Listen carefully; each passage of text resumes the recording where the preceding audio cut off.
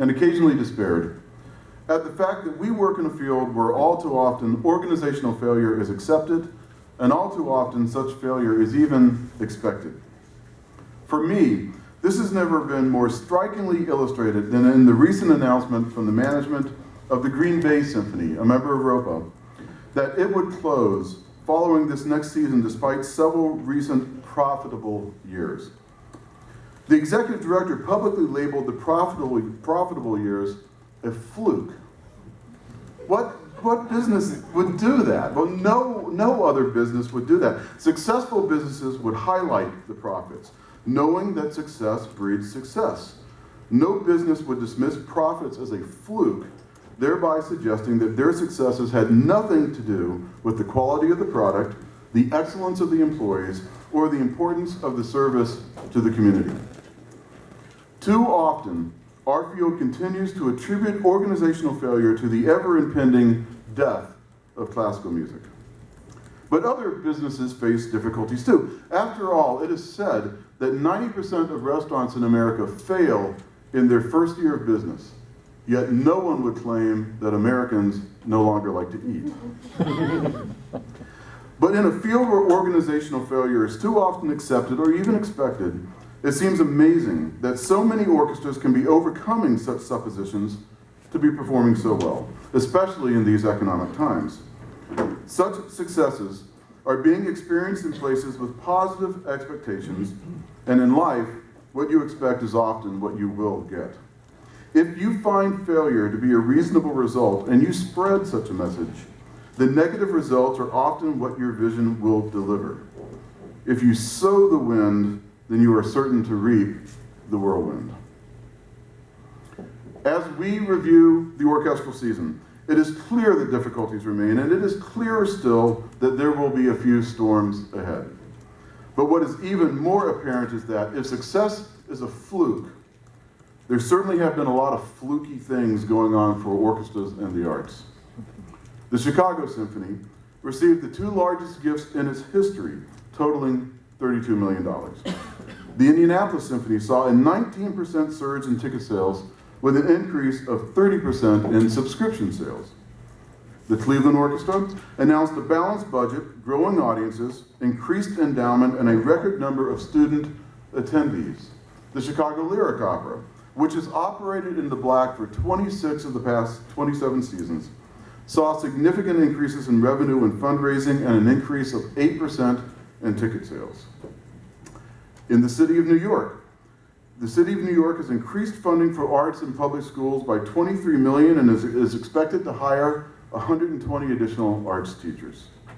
In Syracuse, where Symphoria works heroically to establish a great and permanent orchestral presence in the wake of the unnecessary Syracuse Symphony bankruptcy, the new orchestra is now receiving grants including funding for an educational mission. The San Antonio Symphony celebrated its 75th anniversary as it prepares to move into its new home, the Tobin Center. The Florida Orchestra saw an increase in attendance of 30%. The Houston Symphony's gala raised over $2.5 million in one evening for educational programs on the heels of consecutive years of record-breaking fundraising. The New York City Ballet's Spring Gala celebrated 50 years at Lincoln Center and raised over $3 million. The Milwaukee Symphony reached a goal of $5 million from new donors. The Cincinnati Symphony's endowment has grown by 43%, and the number of gifts has increased by 94%, leading to a double-digit increase in attendance. Our newest member, the Grand Rapids Symphony, launched a $40 million endowment drive with a $20 million gift. The Detroit Symphony's holiday concert set a new box office record just 1 year after seeing a 43% increase in donations, and the Buffalo Philharmonic saw an 11.9% surge in contributions, endowment growth of 7.7%, and an increase in ticket sales with records set for subscriptions. In previous conferences, we have come together to rally support for the musicians of Hawaii. And this month, the Hawaii Symphony has ratified a new 2-year union agreement and has just announced programming for its 3rd season. And in Louisville, where in 2011, the board sought to replace the great musicians through ads on Craigslist. That legendary orchestra now approaches a new season with a new manager, a new music director, a new local union president, a budget surplus, and new donors who have given over $5 million. I've been traveling the world over the past decade, spreading the message that for every story of failure, there are 10 stories of success for the arts. All the while hoping that we could sow the seeds of positive advocacy that could lead to a new era of artistic relevance for the modern world. I was recently inspired by a quote I found from Gustav Mahler, who said, "I am hitting my head against the walls, but the walls are giving way." Many of these successes might not have been possible if not for the friendship that exists amongst musicians throughout the world. I've often referred to ICSOM as a united network of friends, and that is indeed what we are. The response to ICSOM's numerous calls to actions to raise funds to support our musicians in need has just been remarkable. More than that, has been reassuring and inspiring. The response to our call to action to support the locked out musicians of the Minnesota Orchestra gave tremendous and tangible support to their effort, and their efforts were indeed made on behalf of all of us. With the recent attention to the negotiations at the Metropolitan Opera, I was already being asked by our members how they could donate to support the musicians. When we support our friends, we are truly investing in our own orchestras and our own families as well. One of my most moving moments of this past season came on January 14th while in Tampa. I walked into a meeting of the committees of the Florida Orchestra, and they immediately handed me a check for $800 to send to the Minnesota Orchestra musicians. What I knew at that time, but couldn't quite reveal for another hour or so, was that on that day, the most egregious lockout in the history of orchestras had finally come to an end. As uplifting as the response to these calls to action has been, we nonetheless hope that we never have to issue another. But we know we will, and we know we must remain prepared to support any musician in need. We must remain vigilant, because we don't know what might occur even in these next few weeks. But as we gather here today in Los Angeles for the first time in several years, we commence our discussions on a day on which no orchestra is locked out.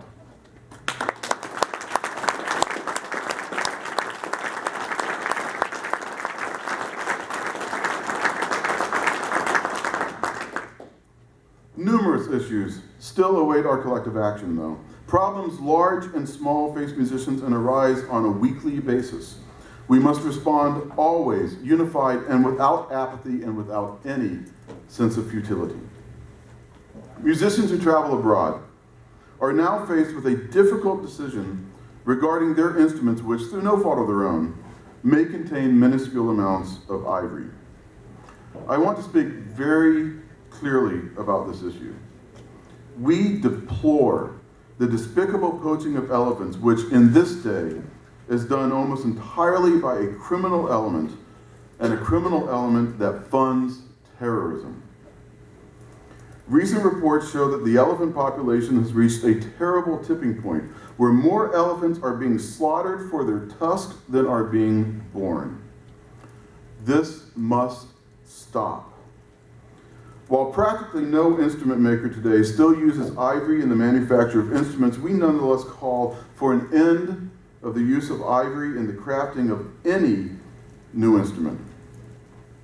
However, it is simply a fact that many of our antique instruments were made with small amounts of ivory at a time when it was completely legal. As we call on the citizens of the world to work to stop this poaching, we also ask our government to recognize that this slaughter, perpetrated by terrorists, cannot be stopped by launching initiatives that serve to punish musicians by putting their instruments and therefore their livelihoods at risk. We ask every member of ICSOM to write to their congressional delegations expressing support for the initiatives that serve to protect all endangered species, but also asking that reasonableness be applied in the evaluation of our cherished and irreplaceable instruments. In all matters, when we act together, our voices will be heard as clearly as our music. I've been reading a book this summer on how the internet and tools such as Twitter have changed how we all communicate and organize. The impact on world events has been immeasurable. In the revolution that initially overthrew Hosni Mubarak, Egyptians, armed with little more than smartphones in their pocket, rose up together through communications on Twitter, and they accomplished a revolution in a country where you needed a permit from the government to gather in groups larger than 5. When Nigerian schoolchildren were kidnapped by the despicable terrorists of Boko Haram, the world became aware through a Twitter hashtag campaign, and in a matter of hours, a group that was previously unknown to most of the world was exposed, and now the world must be charged to act. Authoritarian governments use 3 techniques to suppress the spirits of the people that they attempt to control. They use isolation, they use fear, and they use apathy. Through isolation, they intend to keep the like-minded citizens of the world from organizing. Through fear, they intend to suppress the actions of the people through the knowledge of what might happen to them should they dare to rise. And apathy is really just futility, isn't it? They create a sense of, what can I do? I'm just one person against this powerful force. By no means do I intend to compare these horrific world events with the plight of the artists in North America, but it occurs to me that these same techniques are used by less nefarious factions to control the thinking of a people. In the battle for advocacy of our place as artists and musicians in society, there is an attempt to keep us isolated, to keep us fearful, and to keep us apathetic. At this time of darkness for the world, music remains an inextinguishable light. Where others respond with vitriol, we respond with music. And where others respond with violence, again, we respond with music. As the current border crisis expands, there are many who have responded by carrying accusatory signs and shouting epithets of hatred and division. But the musicians of the San Diego Symphony responded by joining with the musicians of the Orquesta Baja California to play Bach on opposite sides of the border fence in a profound demonstration of peace in a very noisy world. We will not be isolated. We will not be fearful. We will not be apathetic. We must not listen to the negative voices, and we must never doubt ourselves or the role we play in a society that yearns for relief from the destructive rhetoric that bombards us all from the ideologues that dominate the media. They are profiting from the division they sow. I was recently amazed when I saw an audacious commercial promoting Koch Industries that claimed that they employ 60,000 Americans. Well, the arts employ over 4 million Americans, and yet the role of the artist is seemingly forever diminished. Currently, ICSOM is building what we believe is the most important Twitter feed in classical music. We have over 6,000 followers, and that's over 2,000 more followers than we have members. This allows us to spread our message instantly around the world, but we need 10,000 followers. We need 15,000. We must use this tool to spread the importance of the arts in education, in health, in financial impact, and in the elevation of the human spirit at a time when inspiration is harder and harder to find. Musicians must deliver that inspiration to a slumping world, and we will. The work for ICSOM and on behalf of musicians across the world can be exhausting. And on many nights, I find my writing interrupted by the sunrise. The light of the day often greets me while I am still absorbed with the darkness of the night. On August 11th, I was returning to North Carolina from Dallas, following multiple trips for ICSOM. And having arrived at the airport gate a little early, I just went to the gate and fell soundly asleep, not 10 feet from the door of the jetway. And I slept much longer and more intensely than I thought. Gradually, after time, I became aware of music in my head that inexplicably to me was Old Man River.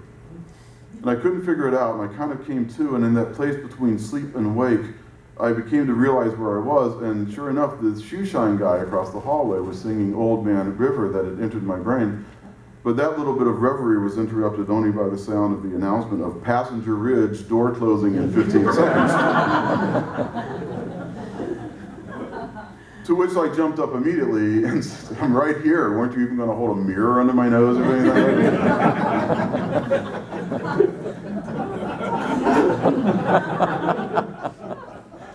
So I rushed down the jetway, but wanting to linger in this moment, I turned back to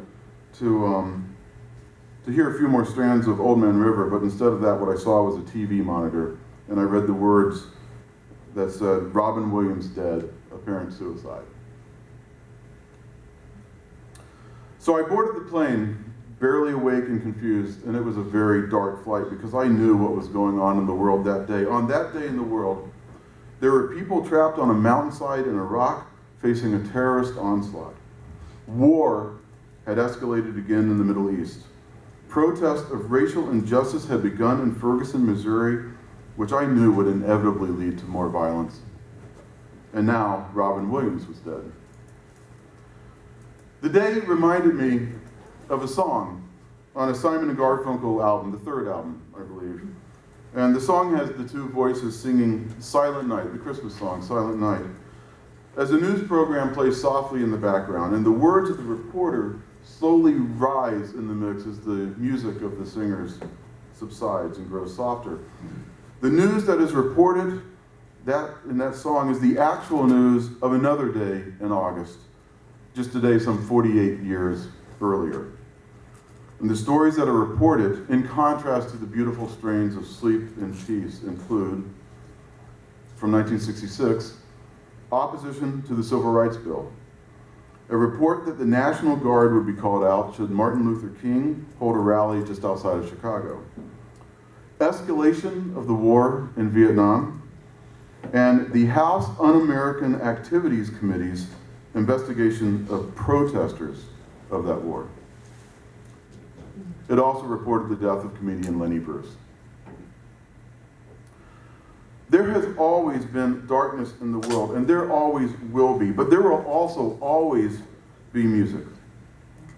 Many in our network of friends are still reeling from the terrible event that occurred in Chautauqua last week. And while there can be no logical explanation for this or these other events, we will still respond with music. As Leonard Bernstein famously said just after the assassination of President Kennedy, this sorrow and rage will not inflame us to seek retribution. Rather, they will inflame our art. This will be our reply to violence, to make music more intensely, more beautifully, more devotedly than ever before. Our music has never been more relevant to a world that slumps with the weight of its burdens. Our friendships with each other have never been closer or more needed. Those of us in this network of friends have a shared legacy, a shared childhood, a shared present, and a shared future. Whether we realize it or not, we have never been more powerful than we are right now. And while it is a dark world, it is also a beautiful world. And we add beauty to this world every time we walk on stage with our colleagues, knowing that our friends across North America and the world are walking on their stage as well at the very same time to spread the very same message of hope. Our conference theme is the art of advocacy. And this coming year, we will pursue that art as vigorously as we pursue the art of music. It will only be through the art of advocacy that we will achieve our expectations of a thriving musical and cultural society across North America and throughout the world. While others talk about what is sustainable, we will talk about what is achievable. When others say what can't be done, musicians will demonstrate what is possible by joining together through our united network of friends to spread our message of hope. Those of you who know me best must realize that there is a certain irony in my standing before you to dispute that it is a dark and tragic world. And yet, that is exactly my purpose here today, and it is also the reason that I have decided to stand for re-election to an unprecedented fifth term as chair of this historic organization. I am eager to take this message across the world even more tirelessly than I have over these past 8 years. Because every time a TV monitor in an airport lounge tells me some bad news, I think of my thousands of friends who on a daily basis achieve astonishing things that represent the very best of humanity. I think of the musicians of the Minnesota Orchestra who stood together against powerful people who sought to break their spirit, and in standing together emerged closer and stronger. I think of the negotiating committee of the Metropolitan Opera Orchestra, who orchestrated a magnificent public relations campaign and stood together in the face of overwhelming worldwide news coverage as their own managers sought to break their will by denigrating an entire art form. I think of the musicians of the Louisville Orchestra that worked against great odds, standing together to literally save their orchestra.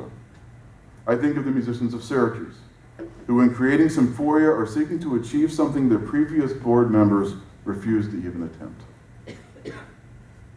As I have served in this role, I have been moved and inspired by every musician I have ever met. And on overnight flights back to North Carolina, I never travel alone. I am always accompanied by the music from every concert I have heard and every rehearsal I have attended. We will not be isolated. We will not be fearful. We will not be apathetic. This is not a time to feel darkness for the world. This is a time for all of us to bring light to the souls that we know are burdened. It is not too trite to say we are the music makers and we are the dreamers of dreams. We must not doubt ourselves or allow negative voices to influence us. We must never validate the words of those that we do not respect.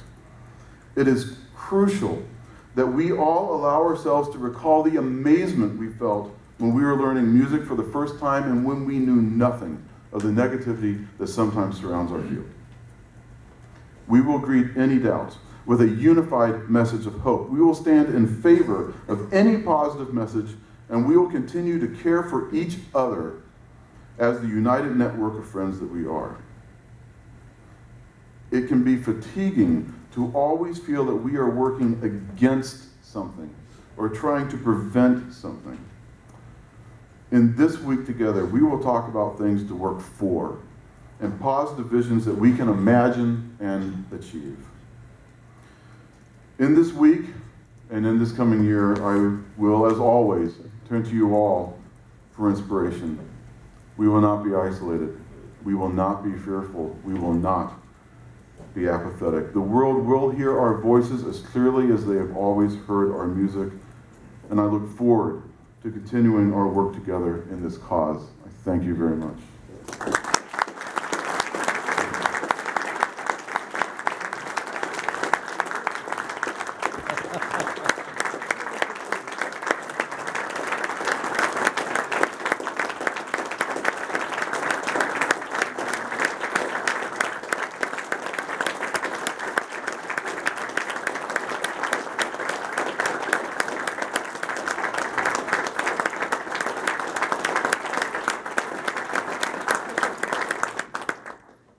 Thank you very much. It's now my privilege to introduce one of the best friends that I could ever hope to have, and one of the best friends that all musicians anywhere could ever hope to have, our president, Brian Root.